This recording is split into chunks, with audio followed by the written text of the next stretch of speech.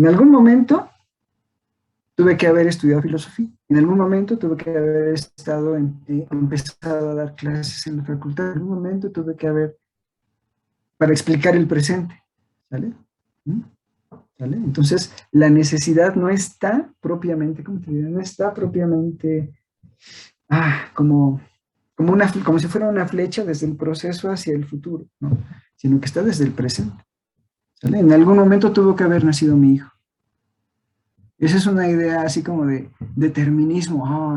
Ricardo estaba destinado a sus 40 y pocos a ser padre. Lo absoluto, ¿no? En lo absoluto. Es solo una necesidad de carácter metodológico, explicativo y fenomenológico. ¿Vale? Ahora sí. Es que entonces, siguiendo con eso, entonces no podría ser que, por ejemplo, en el tema del espíritu, en vez de dar un paso hacia adelante, se diera un paso para atrás, por ejemplo. Depende de cómo lo entiendas ese paso para atrás, ¿no? Bueno, primero, me voy a adelantar un poquito en esta historia. Una vez que Hegel concluye este desarrollo, esta historia, desde la conciencia natural hasta el espíritu, desde el alma hasta el espíritu, no puede decir más, ¿sí? No puede ir más allá. ¿Sí? ¿Se ve por qué? Pues porque ese es el punto en el que se propone explicar el presente, su presente. Entonces no hay un más allá, ¿no? Ahora, interpretando tu pregunta, si lo que sigue es, por ejemplo, un retroceso, dirías tú, un retroceso, pues depende, como te decía ya. ¿Por qué? Porque habría que ver en qué sentido lo es. ¿Sí? Fíjense bien, desde el punto de vista de Hegel, la historia del espíritu culmina en el espíritu, así como mi historia del presente, Ricardo, culmina desde que tengo en mi primer recuerdo, mi conciencia, hasta este momento. Hacia el futuro yo no puedo decir qué va a pasar, ¿verdad? ¿Sí? Ahora bien, lo que ocurrió en el caso de Hegel, como seguramente saben, y si no lo saben, pues ahí les va, es que posteriormente a la propuesta de Hegel se dio una negación, una negación de Hegel, ¿no? Por lo menos desde tres frentes. En Inglaterra, la filosofía analítica. En los Estados Unidos, el pragmatismo. ¿Sí? Y en el continente, en la filosofía continental, el positivismo lógico. Entonces, depende cómo entendamos eso que siguió, que nosotros sí nos tocó ver, que nos toca, que podemos ver por lo menos. ¿Ah? Después de Hegel, hubo una negación del idealismo alemán. Y no solo de Hegel, sino de todos los demás, de los neo-hegelianos. ¿No? Pues depende, si yo soy hegeliano, por supuesto voy a decir, no, pues eso fue un retroceso. Otra vez fue la hegemonía de la forma, la hegemonía de la lógica, ¿no? La hegemonía del análisis, ¿no? El pragmatismo. ¿No? Entonces, como dicen, ¿no? Rompo mis vestiduras, ¿no? Y digo, no, es un retroceso en el camino del espíritu, no. No. El espíritu no retrocede. Para Hegel, no. Avanza. Le voy a decir por qué, todavía no es el momento. Le voy a decir por qué. Cuando el espíritu cree que retrocede, o cuando la conciencia más bien cree que retrocede, en realidad no está retrocediendo. La negación no es un retroceso. Ese momento, ojo, atención, ese momento no está disponible para Hegel. Como para Kant no está disponible el cisma de la física, ni de la geometría, ni de la lógica, no está disponible. Otra hubiera sido su filosofía probablemente si hubiera estado en esa situación. Pero no es esa situación, no es esa su filosofía. Entonces, Hegel es consecuente consigo mismo, esa historia del espíritu culmina en el espíritu, en el presente, en lo que está, en lo que hay, en lo que creemos sobre el universo, sobre las matemáticas, el cálculo infinitesimal, la física. Y no puede ir más allá. ¿no? Si lo que sigue es la negación de esto, yo lo voy a vivir como pérdida, ¿no? Pero hacia adelante no. Hacia adelante no, siempre va a ser un avance. Pero eso no lo puede decir Hegel, ¿eh? Eso no lo puede decir. Él no puede decir, lo que después de mi filosofía es la negación de mi filosofía. Eso sí. Metodológicamente es consecuente, de verdad es consecuente. Créanme ahorita. No he dicho por qué. O he dicho alguna vez rápidamente en las clases pasadas por qué, pero no lo he desarrollado concretamente. El futuro todavía no está realizado, no es un fenómeno. Entonces no se puede hacer fenomenología sobre lo que no se ha realizado, lo que no es un momento del espíritu. El momento del espíritu es este. Y este es el que hay que describir, el que hay que explicar. Ya. Entonces, si es pérdida o no, dependerá de la perspectiva en la que nos encontremos. ¿Sí? A lo mejor algunos dirán, uy, qué bueno que trascendimos el idealismo alemán, Hegel sobre todo, ¿no? Y pasamos a cosas serias como la filosofía analítica, Russell, Moore, Wittgenstein. Por favor, ¿no? ¿No? O los pragmatistas, ¿no? ¿Vale? Entonces depende del punto de vista en el que nos encontremos. ¿Sí? Es relativo a. ¿Sí? ¿No? Y empiezan a aparecer términos que me empiezan a interesar y que les van a interesar a ustedes. El conocimiento es relativo a, ¿no? Un momento. La realidad es relativa a un momento. El conocimiento es relativo a un momento. ¿Sí? Ok, Jonathan, Eh, más o menos. sí, queda claro, pero es que justo creo que la otra pregunta que tenía se liga un poco ahí, porque nosotros desde el A ver, presente pues podemos hacer fenomenología de lo que hizo Hegel y lo que le sigue, ¿no? Por este momento. Pero yo me pregunto, ¿no sería prácticamente imposible negar el historicismo? Porque si el historicismo nos dice que el avance es la negación de lo anterior, si en lo siguiente efectivamente negar el historicismo, entonces el historicismo tendría razón en que se tiene que ir negando y entonces no se estaría negando realmente. No, no sé si me estoy eso explicando. desde el punto, sí te entiendo, eso desde el punto de vista lógico está muy bien, ¿no? Desde el punto de vista lógico, pues tienes razón, ¿no? Pero desde el punto de vista epistemológico es diferente. No todo lo que se sigue lógicamente se sigue epistemológicamente, ¿no? La negación del historicismo epistemológicamente significa en la historia del espíritu, por decirlo así, en la historia de la filosofía de la ciencia, cuando ustedes vean filosofía de la ciencia o historia de la filosofía, lo que sigue la negación del espíritu, ¿sí? Son por lo menos propuestas que recuperan cosas contrarias a lo que Hegel había planteado, ¿no? Por ejemplo, ¿sí? La filosofía analítica recuperará el análisis conceptual, ¿no? El análisis conceptual, no la historia, no la genealogía de los conceptos, sino el análisis conceptual, que es diferente. Los pragmatistas, en lugar de hablar del espíritu y de una conciencia universal, enfatizarán la conciencia individual, la de Ricardo, la de Cintia, la de Saúl, la de Yael. Esa es la que nos interesa, no la universal, esa cosa quién sabe qué es. ¿Sale? Entonces es la negación de, por decirlo así. El positivismo lógico planteará un criterio que dirá, solo tiene sentido teórico aquello que es verificable. Señor Hegel, muéstrenos cómo se verifica el concepto de espíritu. ¿Cómo se verifica la negación determinada? ¿No puede? Entonces no tienen sentido teórico. ¿Tiene sentido teórico? Los quarks. ¿Tienen sentido teórico? Los electrones. ¿Tienen sentido teórico? La gravitación universal. Pero su espíritu,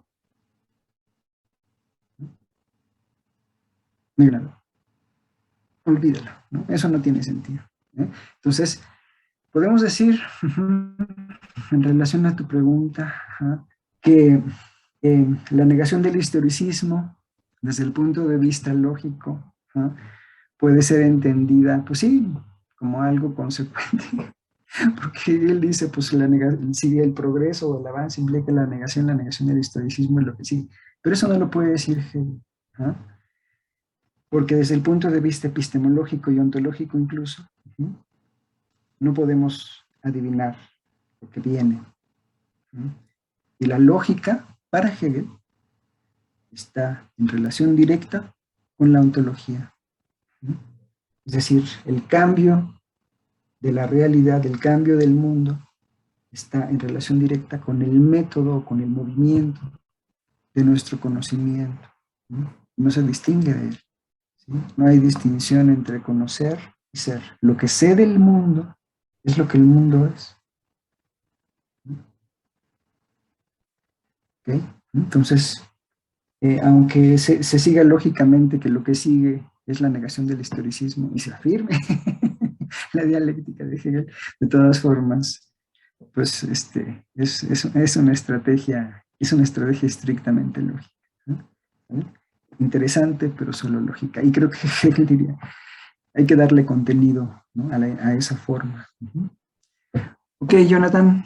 Sí, muchas gracias. ¿Y qué pasaría si, ya ahora sí, ya para terminar yo, qué pasaría si analizáramos esto como ahora estamos en el presente y eso ya es pasado y se puede hacer fenomenología del pasado? ¿Qué pasaría si analizamos esta negación del historicismo desde hoy, desde nuestro presente? Habría que ver a qué tipo de historicismo nos estamos refiriendo, a qué tipo de negación del historicismo nos estamos refiriendo, a qué tipo de mecanismo nos estamos refiriendo, porque hay otras formas de explicar el proceso.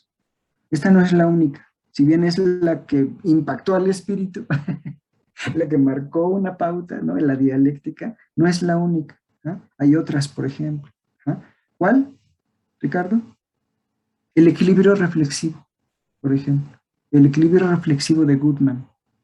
Es una apuesta para explicar el cambio sin necesidad de atribuir negación, afirmación, síntesis, algo así. ¿No? Y es un criterio estrictamente, no creo que me dé tiempo de verlo en este semestre, pero es un criterio estrictamente pragmático, pragmatista. Pues, ¿no? Ya lo veremos yo creo que el semestre que entra, no en este. ¿no? Pero son otras formas. Entonces, no es como nada más la negación del historicismo, como si el historicismo fuera una sola cosa, ¿no? Es la negación del historicismo hegeliano. Y eso sí se dio, por supuesto que se dio, y probablemente ahorita no haya, o haya muy pocos que deseen todavía seguir trabajando la dialéctica. Ya voy a decir también por qué más adelante. Es todo un problema. ¿No? La dialéctica se volvió la varita mágica para explicar casi cualquier cosa. Y eso pues tampoco se vale. Entonces hay que ver a qué negación nos estamos refiriendo del historicismo y de qué tipo de historicismo se está negando. El de Hegel, sin duda, ¿no? Pero no otros. Después aparecieron otras formas de hacer historia. Foucault tiene una historia de la locura, por ejemplo. En fin, bueno, ya lo vamos a comentar. Por ahora es todo lo que voy a decir sobre eso. ¿De acuerdo, Jonathan? De acuerdo, profesor, muchísimas gracias. De nada. Ángel Yael, Pero adelante. entonces el avance del espíritu sería algo cojo, ¿no? ¿Por qué? Porque solo somos capaces de observar nuestras necesidades actuales, ¿no? No actuamos en base a lo que podría pasar, sino en base a lo que está pasando. A pesar de que lo que podría pasar igual nos podría afectar de una manera. Estoy completamente de acuerdo contigo. La fenomenología no es predictiva. No, la fenomenología no, a ver, ¿cómo les diré eso? A ver, sí, no sé cómo decirlo. La fenomenología no tiene como propósito, la fenomenología del espíritu no tiene como propósito decirle al espíritu qué debe de hacer, ¿no? O hacia dónde debe ir. No. La fenomenología del espíritu tiene como propósito explicar por qué llegó a ser espíritu. Nada más. Y no es coja, creo yo, porque está muy bien delimitada. ¿No? Y digamos, por principios metodológicos hegelianos, pues no se le puede decir nada más. Porque el espíritu, como alguna vez me preguntaron hace poco, creo que la clase anterior, pues el espíritu es absoluto. Y les decía yo, ¿a qué se refiere ese absoluto pegado a la noción de espíritu? Bueno, pues es que no tenemos otra alternativa, al menos ahorita no. ¿No? Ya se desarrolló una teoría del todo, una teoría una de las dos teorías más importantes de la física, ¿no? Están buscando, ¿no? se está buscando. Bueno, pues ahí está, pero mientras no se realice, pues no podemos decir en la fenomenología, en una fenomenología como la que estás pensando, ¿no?, que eso tiene que pasar. A lo mejor nunca ocurre, ¿no? Una teoría unificada, a lo mejor nunca ocurre. Entonces por eso no se puede hacer fenomenología de lo que todavía no es. Y no es que se acoja, porque en algún sentido, entiendo a lo que te refieres, y en algún sentido parece que está obligado a hacerlo, ¿no? Pero en otro sentido no. Vamos a ver, ¿por qué no? Él habla de que esta fenomenología del espíritu es una ciencia de la experiencia de la conciencia, ciencia de la experiencia de la conciencia. Y podría parecer que si es ciencia, pues debería poder predecir, anticipar lo que va a venir. Pero Hegel dice, no es una ciencia en ese sentido, no es una ciencia en ese sentido, ¿no? Ya lo veremos, ¿no? Es más como una biología, ¿no? Sí, es que, ¿cómo les explico? Vamos a pensar en esta analogía por un momento, ¿no? La filosofía antes de Hegel, ¿no?, muy ramplonamente dicho, de veras discúlpenme por este lenguaje así simple, ¿no? La filosofía antes de Hegel veía el universo como una máquina acabada, cerrada, perfecta, terminada, ¿no? El universo con Hegel se ve como un organismo, no como una máquina cerrada, acabada, con leyes ya que la determinan, ¿no?, sino como un organismo en desarrollo. El universo, la realidad, nuestro conocimiento, ¿no?, todo junto, ¿no?, es un organismo, está vivo. Entonces, esa ciencia es más una ciencia como, pues, descriptiva, ¿no?, como la biología, como la anatomía, y no como la física. ¿Sí se ve la diferencia? ¿Ya se va viendo más o menos por dónde va? ¿Ya él? Sí, sí, sí. Ok, perfecto. Muy bien. Oigan, tengo que avanzar, ya son las 5:10. No he pasado de estas 2 líneas, por favor. Voy a avanzar, ¿sale? Bueno. Entonces, fíjense lo que dice, ahí voy a cerrar los cuadritos aquí para que tenga más espacio para leer yo. A lo mejor ustedes no los ven, pero a mí me causa un poco de problema poder leer. Entonces, fíjense, dice Hegel, ¿no?, la conciencia natural, este principio, este origen de los procesos, del proceso de conocimiento universal, se mostrará solamente como concepto del saber o saber no real. ¿Por qué? Pues porque el saber real está al final del proceso. ¿Sí? Pero, como se considera inmediatamente como el saber real, es decir, como Platón se consideraba inmediatamente como saber real, en Aristóteles, su alumno, que a los 15, 14 años entró a la academia y le empezó a, pues era su fan, ¿no? Y posteriormente, mientras crecía y desarrollaba las teorías mismas de Platón, se dio cuenta de que había inconsistencias. Probablemente otros también, pero fue Aristóteles el que dio una propuesta que se contrapuso a la propuesta de Platón. Entonces, como se considera inmediatamente como el saber real, este camino tiene para ella un significado negativo, claro. La relación Platón-Aristóteles es una relación de pérdida de conocimiento de Platón en relación a Aristóteles, que es la afirmación de su propuesta. El hilemorfismo, el empirismo aristotélico. ¿Sale? Entonces, la conciencia universal pierde su saber, ¿no?, cuando gana otro saber, ¿no? Pero un poco la idea es, para ganar el otro saber, es necesario perder el anterior, ¿no? Como se considera inmediatamente como el saber real, este camino tiene para ella, para la conciencia, un significado negativo, ¿no?, un sentido de pugna, de lucha, de no quiero, pero no queda de otra, ¿no? Un significado negativo.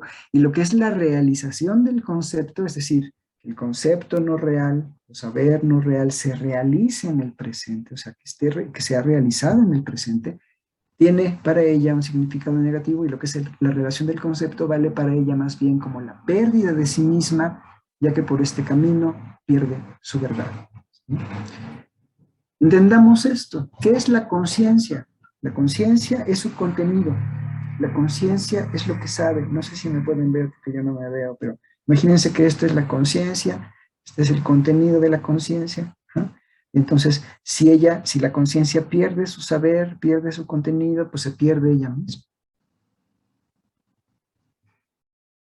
No solamente se pierde Platón cuando se gana Aristóteles, es la conciencia universal que pierde un saber que había creído real, que había... Entonces no es fácil para la conciencia atravesar este camino. Ponerlo, esto que acabo de decir, en términos de una conciencia individual, en términos de una conciencia individual. Un ejemplo concreto, ¿no? Piensen en algo que aprendieron a hacer alguna vez. Una práctica que empezaron a, o sea, a andar en patineta, andar en bicicleta, caminar, ¿no?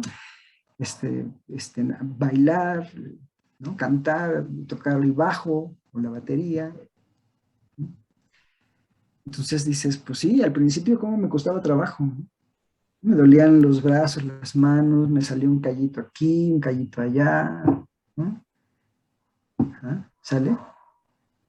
Y lo que sabía en ese momento, ¿no? Lo que tenía yo como conocimiento real, esta es la forma de hacer música, esta es la forma de bailar, esta es la forma de hacer filosofía, esta es la forma de andar en patineta, ¿no? Esa es la forma. Si lo vemos desde el presente, decimos, no, pues no, no era la forma. ¿No? ¿Sí? No es la que ahora tengo. ¿Sí? A lo mejor conserva un rasgo de familia, un algo, ¿no? Que se relaciona con eso anterior, pero es casi completamente distinta, casi completamente diferente. Parece que lo he abandonado, pero ahí está en el fondo, ¿no? En la forma de tomar las baquetas, en la forma de hacer un redoble, qué sé yo. Todavía hay algo de eso, ¿no? Entonces, la realización del concepto, ¿no? Todo ese proceso que se va conformando desde el presente, implica para ella la pérdida de sí misma, la pérdida de la verdad. Pero al mismo tiempo, si lo vemos desde el presente, ¿sí?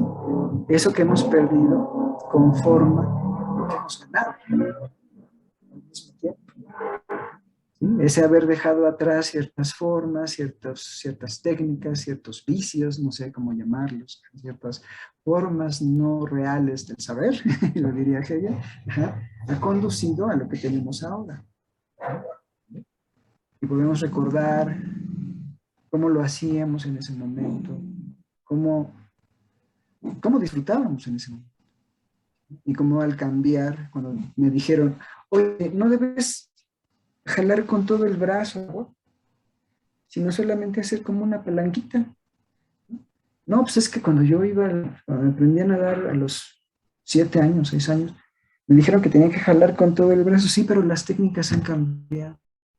De que al jalar con todo el brazo te cansas más y tu corazón va más rápido.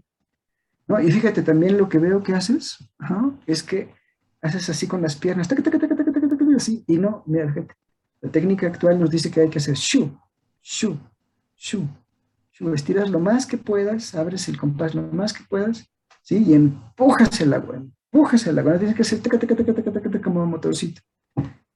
Oye, pero es que a mí me lo enseñaron así, sí, pero fíjate, intenta hacerlo, ¿sí? ¿Cuánto tardas en llegar al otro lado de la orilla? ¿Cuánto te cansas? ¿Sí? Shu, shu, shu, shu. ¿No? Y dices, ay, caray, pues sí, llego más rápido. Bueno, a lo mejor primero no me sale. Probablemente no. Y dices, esto es una tontería, ¿no? Yo voy a seguir. Pero espera, ¿no? Inténtalo, sigue practicando. Te vas a dar cuenta de que vas a llegar más rápido al otro lado de la orilla sin cansarte tanto. ¿Sí? Porque haces menos esfuerzo haciendo shu, shu, que haciendo tac, tac, tac, tac, tac, tac, tac, con los brazos toda el agua, que haciendo simplemente una palanca.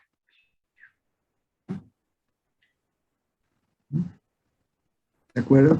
Entonces, el conocer, saber, el conocimiento anterior, cambió y significó para la conciencia, para mí, una pérdida de mi saber, una pérdida de una forma de hacer las cosas, por otra. ¿Me gustó? No. Me costó trabajo mucho, muchísimo. Lo odié, pero pues sí. ¿No? Seguramente los geocentristas, a diferencia de los heliocentristas también, dijeron, no, es una tontería, no puede ser, no, no, no, no, me niego, ¿no? El mundo es así, fíjense, todo gira alrededor de la Tierra, el Sol, las estrellas, o sea, la Tierra está quieta, está en el centro, no me inventen cosas, ¿no? No, no lo quiero perder, ¿sí? Porque si lo pierdo, pierdo el mundo, ¿no? Pierdo todo, mi historia, mi prestigio, mi investigación, todo. ¿Vale? Pues no. Entonces, lo que dice Hegel aquí se puede entender muy claramente, ¿no? Por este camino la conciencia pierde su verdad. Y no solamente eso, como va a decir enseguida, también pierde su mundo, pierde su realidad, pierde el ser, ¿no? Podemos ver en él, por tanto, continúo con la lectura, podemos ver en él, en este camino de la conciencia natural que pugna por llegar al verdadero saber, de la conciencia natural al espíritu, podemos ver en él, por tanto, el camino de la duda, más propiamente el camino de la desesperación. ¿Es un lenguaje poético? Sí. ¿Les gusta? Bueno, pues depende de los espíritus de cada quien, ¿no? Me estoy refiriendo al espíritu en el sentido de, ¿no? El espíritu técnico, el espíritu rudo, como va a decir después James, ¿no? Bueno. Entonces, dice Hegel, es el camino de la duda, de la pérdida de la verdad, y al mismo tiempo también el camino de la desesperación. ¿Por qué? Pues porque la conciencia se abraza a un saber, lo afirma, dice, sí, este es, ahora sí, este es, ¿no? Y luego resulta que no. ¿Qué puede pasar? Pues se desespera, claro. ¿Sí? ¿Cuál es el signo de esta desesperación? El escepticismo, ¿no? El escepticismo. El creer que no vale la pena abrazar nada, ¿no? El creer que no vale la pena tener nada por verdadero, ¿no? Entonces, este camino de afirmación es también un camino de pérdida. Este camino es el camino de la duda. Ajá. Aquí va a ser Hegel una precisión, ¿no? Para los que nos han acompañado de otros semestres, ¿no? Y para ustedes que están pensando a lo mejor que esta noción de duda tiene que ver algo con Descartes, con Descartes. Él introduce esta precisión. En él, en este camino de la duda, no nos encontramos ciertamente con lo que se suele entender por duda, ¿no? En los círculos filosóficos, ¿no? Con lo cual verdad supuesta, seguida de la correspondiente eliminación de la duda y de un retorno a aquella verdad, de tal modo que al final la cosa es tomada como al principio. ¿Sí? No es la duda cartesiana, es lo que estoy tratando de decir. No es la duda cartesiana. ¿Por qué no es la duda cartesiana? ¿Cuál es la duda cartesiana? ¿Qué consiste la duda cartesiana? La duda cartesiana es un método. ¿No? Se llama incluso el método de la duda, así lo llaman, ¿no? Y se trata de introducir una mínima posibilidad de dudar de algo. Y si ese algo permite la duda, entonces debe ponerse entre paréntesis. ¿Puedo dudar de los sentidos? ¿Alguna vez me han engañado? No puedo decir que no. Sí, entonces pues no puedo confiar en los sentidos, ¿no? ¿Puedo dudar de la realidad espacio-temporal? ¿Sí? ¿Es posible, lógicamente, dudar de la realidad espacio-temporal?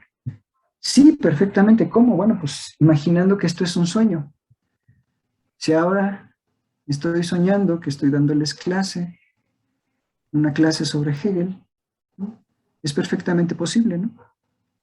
A veces he soñado que estoy dando clases. Entonces, ¿se puede introducir la duda a nivel espacio-temporal, de la realidad espacio-temporal? Sí. Pongo entre paréntesis. ¿Se puede dudar de las matemáticas, de la geometría? Descartes dice sí, también se puede dudar de la geometría y de las matemáticas. ¿Se puede dudar de la propia razón? de la propia razón, sí, también se puede. ¿Cómo, Descartes? Con ayuda de una hipótesis metodológica. ¿Cuál? El genio maligno. El argumento del genio maligno, el famosísimo argumento del genio maligno. Si existiera un genio maligno que me engañara sistemáticamente, yo no podría saber cuándo estoy en lo correcto y cuándo no. No podría saber, es que 2 más 2 suman 4, porque el genio maligno podría estar poniéndome en mi cabeza eso, ¿no? ¿Se acuerdan? ¿No? Entonces, ¿qué hace Descartes? ¿No?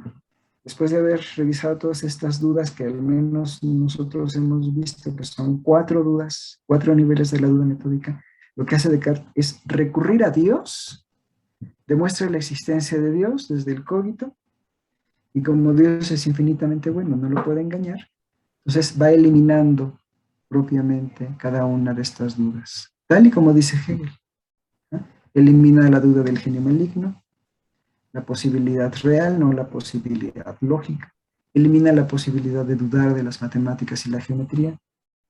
Elimina la posibilidad de dudar de la realidad de espacio temporal. Y finalmente, la de los sentidos. Y dice Hegel, pues nos quedamos en el mismo lugar, ¿no? Regresamos al mismo lugar. ¿Cuál avance? ¿No? ¿Dónde estuvo el avance? Lo voy a leer otra vez. Podemos ver en él, en este camino de la duda y la desesperación, podemos ver en él el camino de la duda y la desesperación. En él no nos encontramos ciertamente con lo que se suele ver por duda, si están entendiendo Descartes, ¿no? Con una vacilación con respecto a tal o cual supuesta verdad, es decir, con una posibilidad lógica de poner en duda una verdad, una creencia básica, seguida de la correspondiente eliminación de la duda y de un retorno a aquella verdad, de tal modo que al final la cosa es como al principio. O sea, regresas al mismo punto. ¿Sí? Esa es la crítica de Hegel a la duda metódica, ¿no? Que es un método, es un instrumento, es una herramienta, ¿no? Lo dije muchas veces en ese semestre, en esos semestres en donde vimos a Descartes. Para Descartes es una herramienta. La enciendes, funciona, la apagas, ¿no? Así tal cual, ¿no? Dice, en este momento me voy a poner a dudar, ¿no? Así lo dice en las meditaciones metafísicas. Y empieza, ¿no? Y llega un momento en el que dice, no, ya estoy cansado, ¿no? Me voy a acostar, ya estoy cansado, mañana voy a seguirle, ¿no? Y entonces parece como que apaga la duda, ¿no? Apaga la herramienta, ¿no? Como si fuera un desarmador eléctrico, ¿no? Lo apagas y ya, te vas a descansar, regresas al día siguiente, lo vuelves y dices, no, la duda no es eso para Hegel. La duda no es una herramienta, ¿no? La duda no es algo separado que puedas traer ahora, utilizar y dejar. No, la duda en Hegel no es metodológica. La duda en Hegel es ontológica. Es de la conciencia. La conciencia es dudante. ¿Eso existe, Ricardo? No, no existe. Lo he buscado en el diccionario, no existe, lo sé. Pero tómenlo así. La conciencia duda por naturaleza. No lo puede evitar. No es un instrumento, no es una herramienta, es una condición. Es una condición. Es su condición. ¿Sí? Dudar. Poner en duda. No lo puede evitar, ¿no? ¿Sale? Entonces no es una herramienta metodológica, filosófica, no, es una condición ontológica, una condición propia de la conciencia. ¿Sí? Ahora, en eso estoy de acuerdo con Hegel. Esto que está diciendo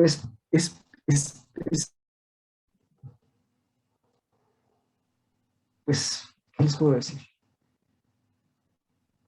Es muy, muy interesante, es muy claro, o sea, es, en fin.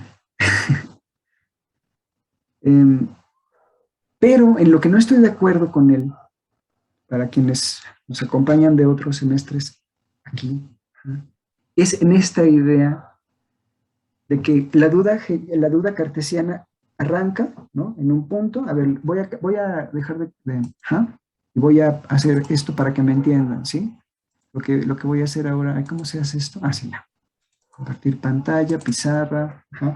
Fíjense, lo que nos está diciendo Hegel un poco, aquí voy, es que en el desarrollo del espíritu, hay mi famosa línea esta con las líneas, diacronía, la diacronía del espíritu, el espíritu está al final del proceso.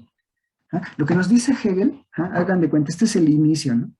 Esta es la conciencia natural y este es el espíritu, el máximo desarrollo del proceso de crecimiento de este organismo, que es pues, la realidad, el universo, la conciencia. Bueno. Entonces dice, en este camino la conciencia va perdiendo su saber porque esta configuración la abandona Platón, por Aristóteles lo abandona por Descartes, lo abandona por Hume lo abandona por Kant, así vamos.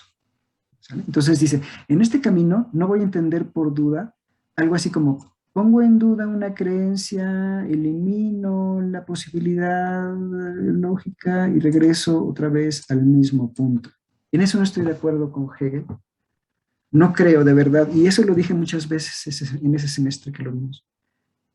No creo que Descartes, cuando parte en la primera meditación del mundo como lo ve, sea el mismo mundo cuando termine en la sexta meditación. No. Estoy completamente convencido de que el Descartes de la primera meditación, atraviesa un proceso, como dice el buen Hegel, que al final, en la sexta, ya no puede ver el mundo igual. ¿Por qué? Porque el mundo, como arranca en la primera meditación, es un mundo dudoso, dudable. Cuando termina las meditaciones metafísicas, es un mundo escrito matemáticamente. Es un mundo que tiene condiciones para conocerse. Metafísicas, teológicas, sí, pero hay condiciones para la libertad. Entonces, en eso no estoy de acuerdo con Hegel ahí. Creo que Hegel es un poco duro. Entiendo por qué lo dice. Entiendo por qué lo dice. Voy a decir ahora por qué, pero no estoy de acuerdo del todo con que el mundo al que regresa Descartes, después de eliminar las dudas, la duda metódica, cada una de las dudas en las creencias básicas, sea el mismo mundo. ¿No? Yo creo que sí hay un avance. ¿Por qué no lo cree Hume? ¿Por qué no lo cree Hegel? Bueno, pues porque ese mundo al que regresa Descartes, después de haber eliminado la duda, sigue siendo un mundo teológico, sigue siendo un mundo articulado con base en condiciones teológicas y metafísicas. No ha dado un paso más allá de la escolástica, no ha dado un paso más allá de las visiones tradicionales. Esa es una crítica fuertísima, durísima de Hegel a ese momento del espíritu que representa Descartes. Pretende liberarse de las ataduras de la autoridad, es decir, de Aristóteles y la Biblia, y culmina en un dogmatismo, culmina en una posición igualmente dogmática, ¿sí? Donde en lugar de tener estos elementos, autoridad en Aristóteles y la Biblia, es la razón ahora, ¿no? La razón como facultad humana, que es la que tiene la autoridad. Esa crítica también la vamos a encontrar en Peirce, ¿no? En Peirce, cuando veamos la fijación de la creencia, ¿no? Los métodos para fijar la creencia la vamos a ver, y voy a recordar aquí a Hegel, ¿ok?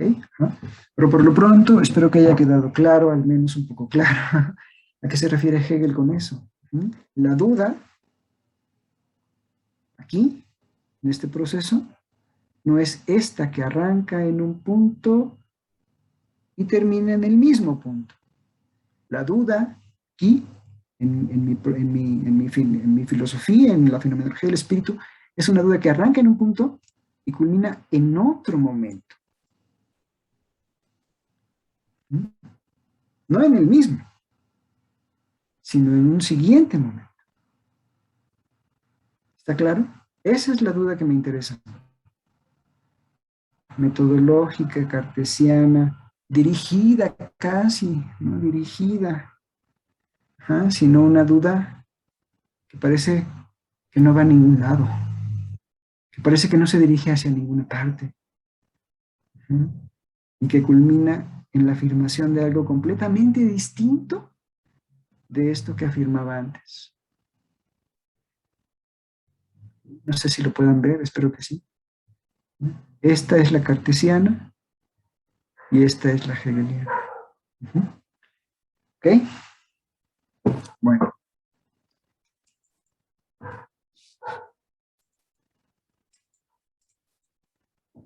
Podemos ver en él, por tanto, el camino de la duda, o más propiamente, el camino de la desesperación.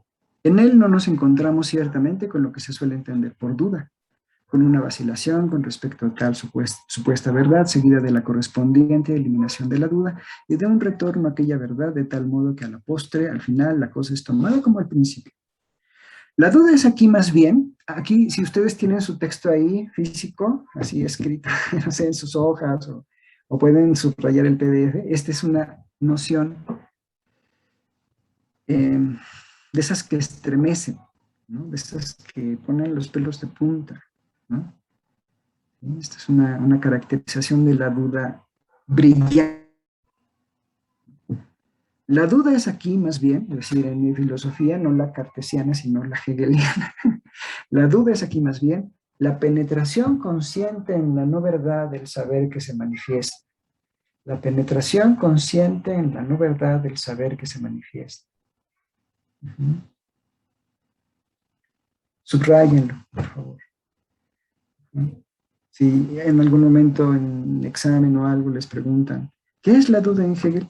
Simplemente recuerdan este pasaje, la penetración consciente en la no verdad del saber que se manifiesta.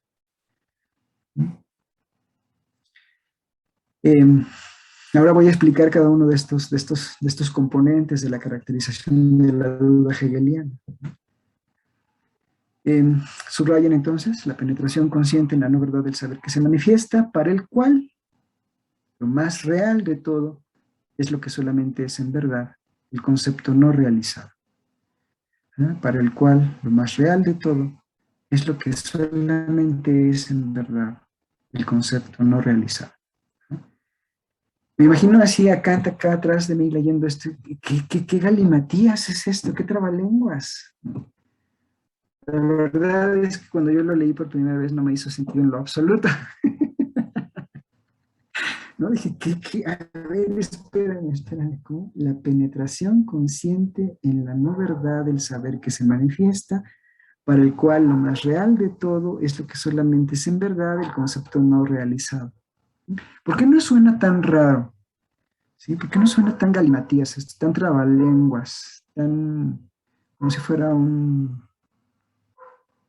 algo sin sentido? ¿No? ¿Por qué?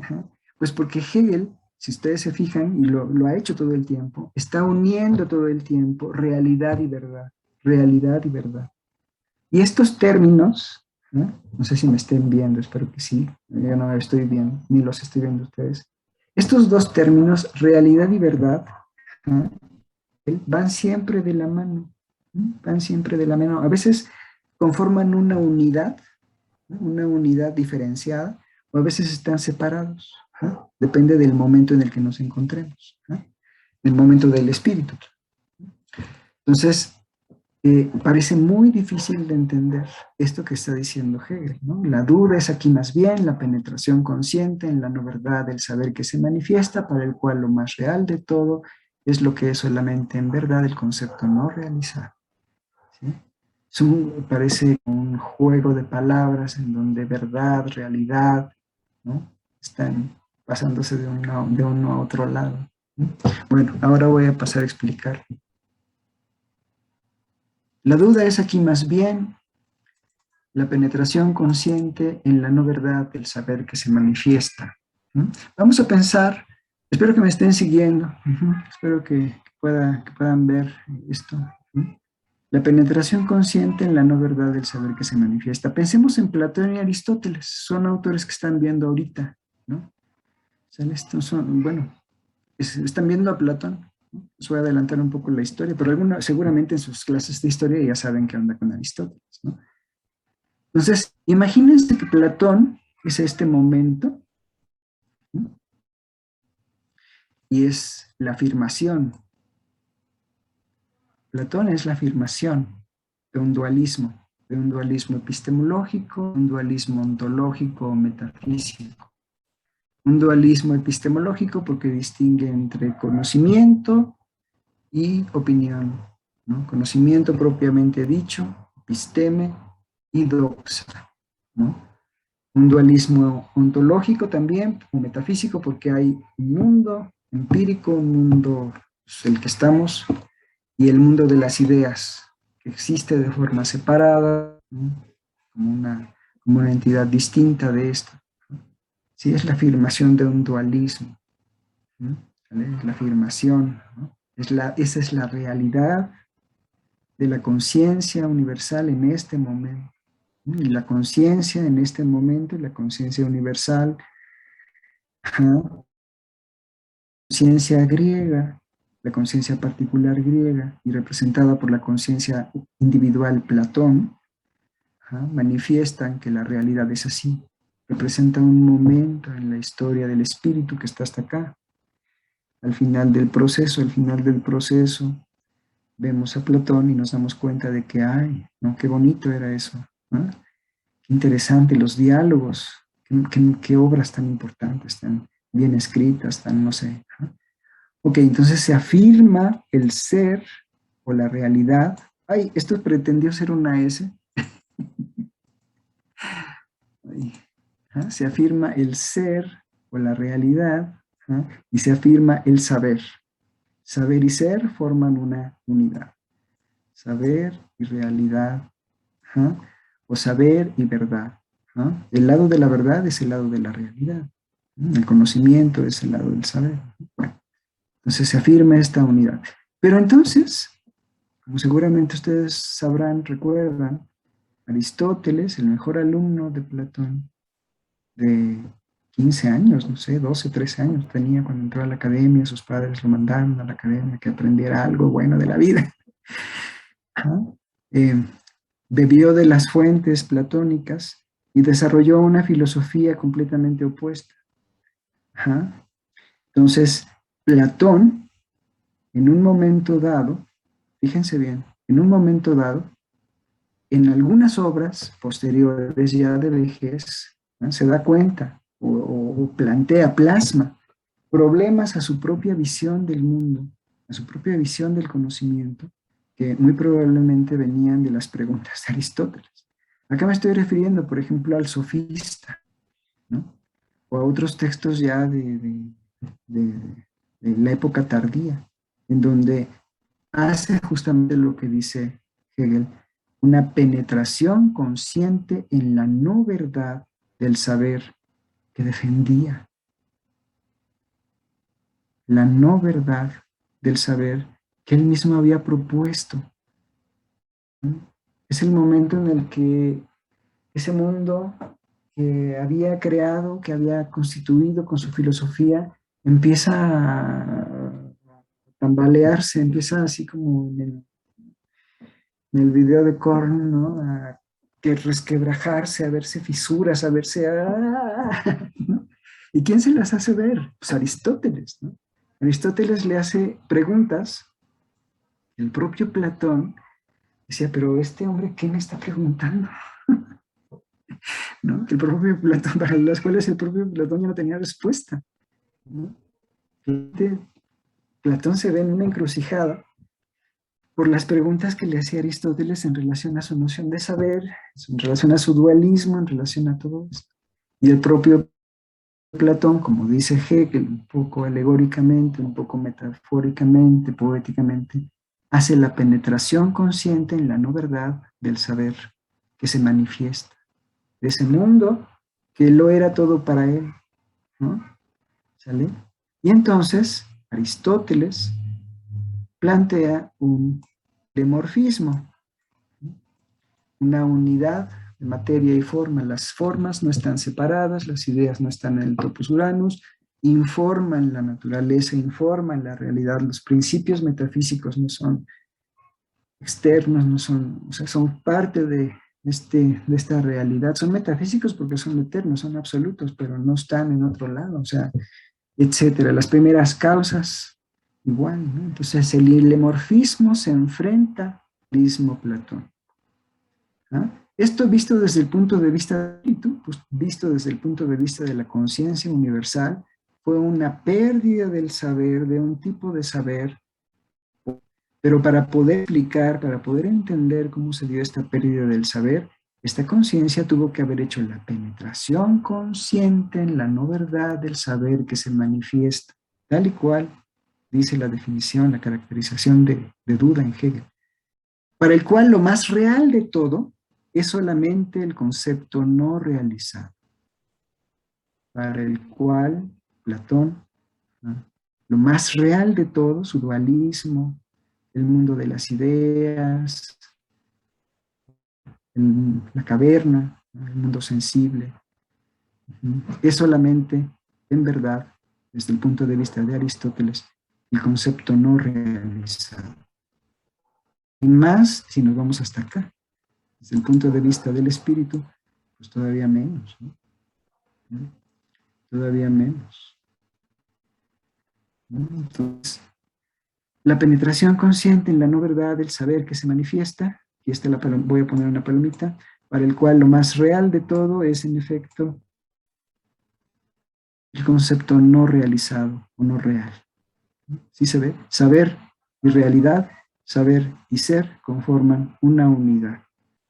¿Qué está haciendo Aristóteles? Distinguiendo, separando el nivel conceptual del nivel de la realidad.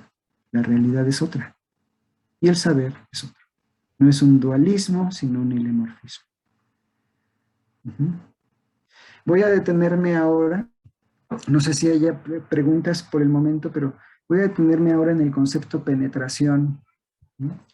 Y espero no ofender a nadie con lo que voy a decir, pero la palabra penetración, ¿no?, como bien saben, seguramente saben, bueno, estoy seguro que saben, tiene una connotación sexual, ¿no? La noción penetración consciente, ¿no?, implica, pues, pocos son los pasajes, bueno, no pocos, pero sí hay algunos muy claramente que implican una connotación, una lectura, una interpretación claramente sexual, ¿no?, en Hegel. Cuando dice penetración consciente, lo que está diciendo es algo así muy fuerte, es algo que cuesta trabajo, algo que es violento, ejercer una violencia en cierto sentido. No es fácil, no es agradable para Platón darse cuenta de la no verdad de su saber, pero es una penetración consciente. ¿Sí se ve cuál es la cuestión? No es simplemente hundarse. No, no es así la revelación de, no, el dualismo no es correcto. No, no, es que le costó bajo, intelectual, físico, todo, ¿no?, reconocer que su propuesta tenía graves inconsistencias, fisuras, paradojas, problemas. ¿Sí? Entonces, la palabra penetración no es en lo absoluto una palabra, ¿cómo les diré? Azarosa, ¿no? Está perfectamente pensada, ¿no? Es penetrar en algo, ¿sí?, entrar en algo. Y es un esfuerzo, ¿sí? Es un esfuerzo, es el resultado de un esfuerzo, que es también un proceso. Esa es la palabra interesante, ¿sí? Esta penetración consciente en la no verdad del saber que se manifiesta es el resultado de un proceso.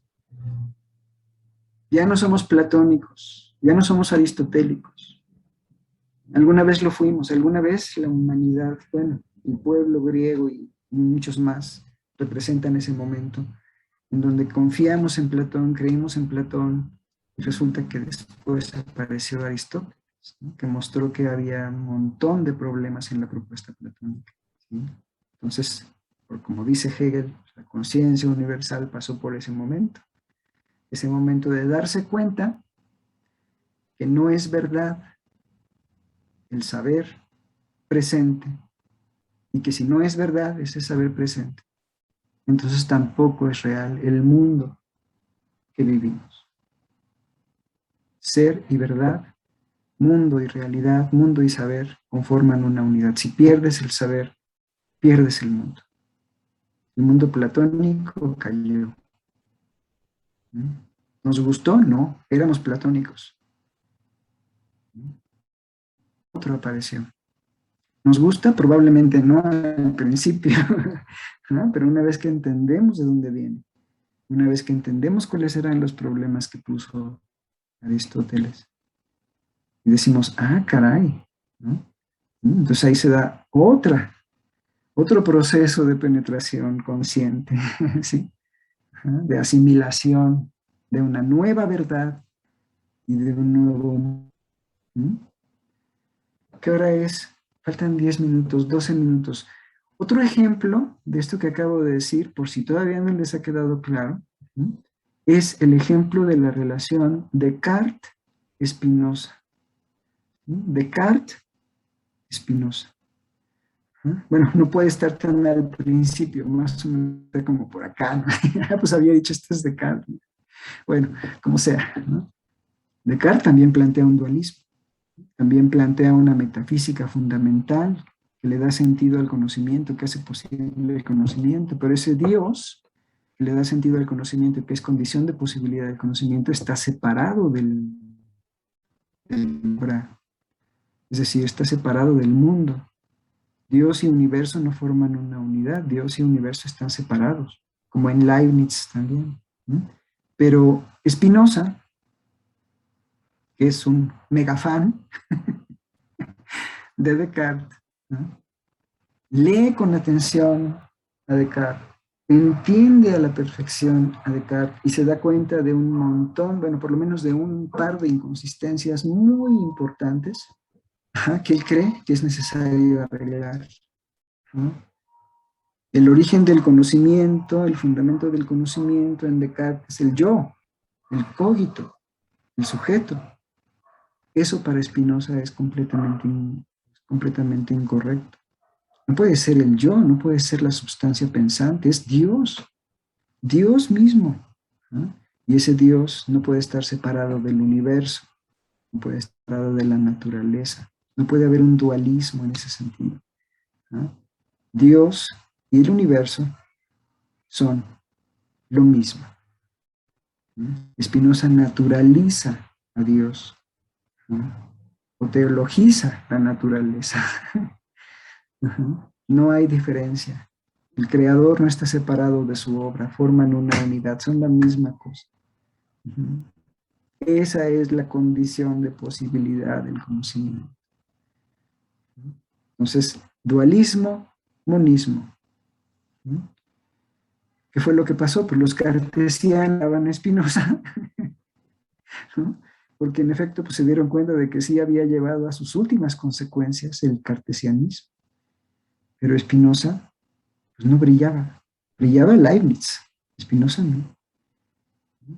Le ofrecieron cursos en la universidad. Spinoza dijo, a mí déjenme pulir mis lentes, déjenme trabajar, yo no quiero dar clases.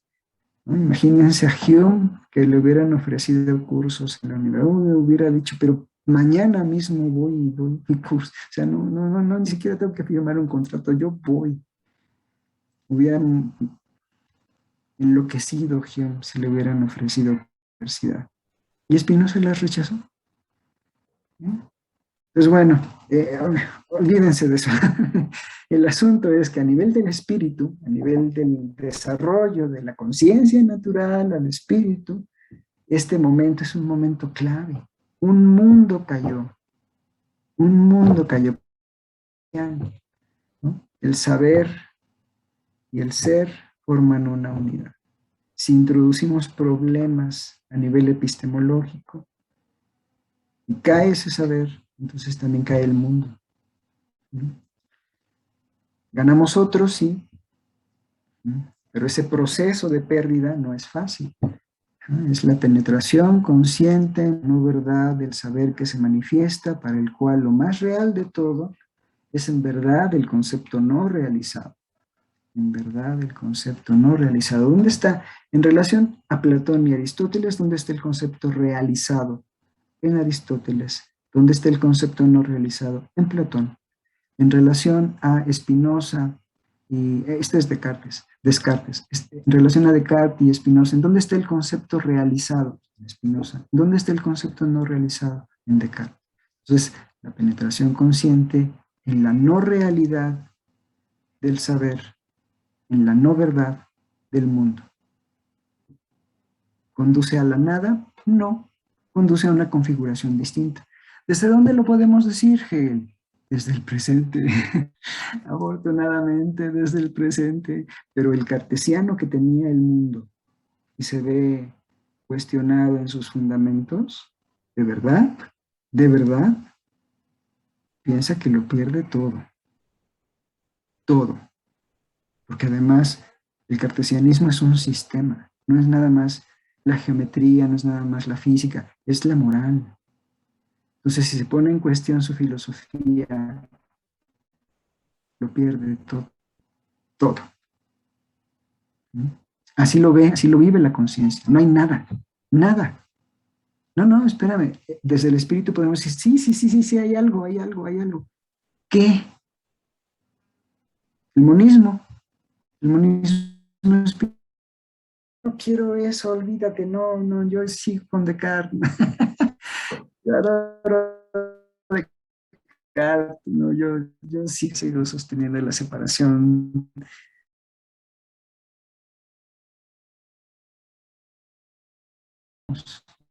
¿No? Puedes quedarte aquí si quieres. Para esta conciencia, el paso conduce a la nada, a la negación de todo, del saber, de su conocimiento. Uh-huh. Pero desde este punto de vista, desde el final del proceso, hay un avance, hay un cambio, hay un progreso. Lo estoy diciendo así a propósito. Para Hegel si hay un progreso, si hay un avance. Ahora, con otras formas de hacer historiografía, otras formas de apegarse a la historiografía para la filosofía, diríamos, no es que sea un avance, simplemente es que hay un cambio. ¿Sí? Hay un cambio de una visión de mundo a otra. No es que esta sea mejor, no es que sea más realizada. Pero Hegel sí, en Hegel sí, ya les voy a decir después, no ahora, no es este el momento, pero para Hegel sí es importante que este camino sea un camino hacia adelante, hacia un progreso, hacia la realización del concepto. Ojo, la palabra realización suena así como de, se realizó, tuvo éxito, tuvo... ¿no? Ajá, ¿no? A veces utilizamos esa palabra, ¿no? De realización, no, no. Imagínense, en mi ejemplo, ¿no? De yo sé nadar solamente en lo teórico, pero no sé en el agua, ¿no? Entonces no es real, ¿sale? Entonces, la realización del concepto sería, pues aprende, échate al agua, ¿no? Realiza el concepto, ¿sí? No nada más lo tengas como concepto vacío, una cáscara ahí, como algo que dice saber porque conoces los principios, señor Kant, sino investiga, échate al agua, practica, ¿sí? A lo mejor no vas a ser Phelps, porque no tiene las condiciones físicas, pero realízalo, ¿no? Eso es a nivel de una conciencia individual, ¿no? A nivel de la conciencia universal no le queda de otra, ¿sí? No le queda de otra, ¿sí? Pasar de Descartes a Spinoza, del dualismo al monismo, de Newton a Einstein, de Kepler a Newton, de Tycho Brahe a Kepler, etc. Es algo que ya pasó, es algo que ocurrió. Y es necesario en ese sentido. No estoy inventando la historia, dice Hegel. Así ocurrió. ¿Sale? Bueno, vamos a tener que responder preguntas, ¿no? A ver, sí. Renata primero, creo que era Renata quien levantó la mano. Gracias, profe. Respecto a Sí, esto de, bueno, de la penetración, ¿se refiere a la duda? O sea, por ejemplo, en el ejemplo de Platón Aristóteles, la duda de sí, Aristóteles sobre Platón es esta penetración.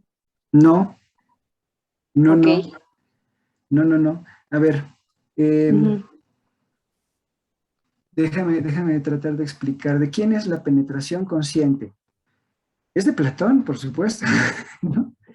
O de Aristóteles platónico, ¿no? Ajá. Del Aristóteles que idolatraba a Platón, que era su maestro, casi su padre, o sea, lo adoraba. Pero eso, como el buen Aristóteles mismo dice, pues yo soy amigo de Platón, pero soy más amigo de la verdad. Es eso, ¿no? O sea, es yo en algún momento, Aristóteles, fui platónico, pero pues hice esto, ¿no? Me di cuenta de la no verdad, del saber que se manifiesta, del saber que defendía, del saber presente, del saber platónico y del mundo platónico. Sí, sí. ¿Sí? Entonces, no es solo Aristóteles, ¿sí? Es Platón mismo en los textos ya de viejito que dice, ay, no se sostiene tanto mi teoría de la reminiscencia, no se sostiene tanto mi dualismo, no se sostiene, ajá, porque ya estuvo en contacto con estos otros alumnos, o particularmente con Aristóteles, ese es el que pasó a la historia, pero seguramente había una multitud de alumnos que le hicieron preguntas que lo hicieron reflexionar críticamente sobre su propia propuesta. Ujú. Entonces, esa penetración se da tanto en este momento, como dices, en esta configuración, ¿no? Que es Platón, como en este, que es Aristóteles, que en algún momento todavía estaba acá. Ujú. Pero Pero, ojo, Renata, espérame, pero sí. ojo, Hegel no va a hablar de nombres. Eso es algo que viene después. Yo creí que iba a llegar a eso, pero voy súper lento. Hegel no va a hablar de nombres. Hegel en la fenomenología del espíritu no va a decir Platón y bebió de, no, Aristóteles bebió de las fuentes de Platón y después tuvo que, no, jamás va a decir eso. Va a hablar de los momentos, de las formas en las cuales la conciencia en algún momento creyó que el mundo era algo y pretendió afirmar que sabía algo sobre el mundo. Entonces podemos el momento de Platón, el momento de Aristóteles, el momento empirista, el momento racionalista, ¿sabes? Pero no se va a referir nunca. En la fenomenología él dice también por qué, ¿no? Porque no se va a referir nunca a personas o a personajes, ¿no? Porque eso es labor de la historia de la filosofía y él, como sabes, tiene una historia de la filosofía. El espíritu solo describe los momentos, ¿no? El momento del dualismo, el momento del monismo, ¿no? El momento del racionalismo, el momento del empirismo. Sí, Uh-huh. justo lo ¿Sí? preguntaba porque, o sea, bueno, lo ponía como a modo de ejemplo, pero realmente Uh-huh. mi pregunta era como justo el cuestionarse de cualquier persona, compañero de Aristóteles, a Platón o él mismo, como esta pregunta es el inicio Uh-huh. de todo este Uh-huh. camino hacia Exacto, la nada de Platón. exacto, exacto. Con Okay. independencia de si es Platón o Aristóteles, es una duda Uh-huh. hacia una posición particular, Okay. ¿no? Hacia una Justo. visión del mundo particular, hacia una manera de entender el conocimiento particular, ¿vale? Ok, gracias. Con independencia de si es Platón o Aristóteles. Sí, muy bien, muy buena pregunta. ¿Quién más tenía una duda por ahí, por favor? Hable ahora. Yo había levantado la mano. Eh, Sí, bueno, creo que adelante. estos temas ya se tocaron en las clases anteriores, pero entonces, como usted comentaba hace un momento, si lo que dice Hegel, ¿no? Que no basta con conocer el concepto, sino experimentarlo, ¿no? Sino, por ejemplo, no basta con saber nadar, sino aventarse al agua. Exacto. En este caso, todas las teorías científicas que son teorías o hipótesis no serían realidad para Kant. No, aún no. No, por supuesto que no. La No serían, no serían todavía no serían conocimientos realizados. Ajá. Tienen un componente, por decirlo así, un componente teórico importante, y a veces eso es lo que nos dirige justamente a hacer la experimentación correspondiente, a desarrollar las herramientas, ¿no? Como el bosón de Higgs nos llevó a hacer un colisionador de hadrones del tamaño que lo hicieron en Ginebra. Pero O sea, entonces, nos lleva. ¿Ah? Pero fíjense, ahí lo que es importante, lo que es muy interesante es que para Hegel, eso es lo que voy a decir rápido, ya está sobre el tiempo, nada más del tiempo, para Hegel primero cambian las teorías. así como lo planteas tú, primero cambian las teorías y después cambian las prácticas. Primero cambian las ideas, después cambian las acciones. Tiene que darse para Hegel primero un cambio en la idea, en lo conceptual, para que después se manifieste adecuadamente en la experiencia. Parece haber un privilegio en lo abstracto frente a lo concreto, por decirlo así, ¿sale? Pero eso lo veremos también más adelante. La idea, lo que trato de decir es que en relación a tu pregunta, cuando estamos en la investigación, cuando surge la investigación, estas entidades o estas teorías, en la medida en que no haya todavía repercusiones que transformen al mundo, que conformen estos momentos, uno de estos momentos que estoy aquí ahora señalando, no se ha realizado. Es cuando aquí podemos ubicar y decir, es Einstein, claro, es Einstein, o es Newton, ¿vale? Y no, todavía el concepto no realizado, o que no ha impactado todavía la historia. ¿Sale? En ese momento ya se da la realidad. Pero entonces no se podría ya saber sobre teorías del pasado, ¿no? Sobre cosas que ya pasaron. Por ejemplo, como la evolución o cosas así, ¿no? Que han sucedido, pero que ya no se pueden experimentar, podrían ser conocimientos, sino que ya no tendría caso como indagar en eso. Lo fueron en algún momento, le dieron sentido a la práctica científica, fueron realidad y fueron mundo. Ya no lo son ahora tal vez, de la misma forma, pero podemos leer en nuestro presente formas de evolucionismo, formas de lamarckismo, formas de darwinismo que son todavía importantes y todavía se siguen discutiendo. Entonces, si son conocimiento o no, es algo que depende siempre del presente. ¿Sí? Si me pongo en el contexto del siglo XVIII, voy a decir, por supuesto que lo son todo lo que tenemos. ¿No? La discusión Lamarck, Darwin, es todo lo que tenemos. ¿Sí? Pero ya en nuestro presente diremos, bueno, no es del todo conocimiento propiamente, así se ve. O sea, lo que estoy tratando de decir es que decir que algo es conocimiento es algo que es relativo a un momento. Hay una relatividad, no un relativismo, no. Una relatividad a un momento histórico concreto. ¿Sí? Esto no les va a gustar, seguramente no veo sus caras y a lo mejor tienen la cámara apagada y seguramente van a decir, eso no tiene sentido, profesor. Que algo sea conocimiento y que ya no lo sea. El conocimiento es conocimiento siempre. Por ejemplo,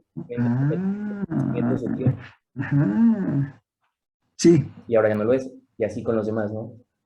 Sí, exacto. Lo fue en un momento dado, fue importante, marcó nuestro rumbo en la investigación, pero ya no lo es más. Pero no por eso no ha de ser un conocimiento. ¿No? Incluso, bueno, cuando vean ustedes a Kuhn, va a decir algo muy semejante. Yo leí a Aristóteles y dije, caray, no podemos decir que eso es metafísico, que no es ciencia, o sea, de ahí venimos. O Copérnico igual, ¿no? Él fue un estudioso, un especialista en Copérnico, ¿no? No podemos decir que las cosas que decían no fueran ciencia, por supuesto, lo fueron, marcaron nuestro destino, bueno, nuestra historia, y somos lo que somos por eso, ¿no? A lo mejor hay inconmensurabilidad, pero eso no quiere decir que no sea ciencia.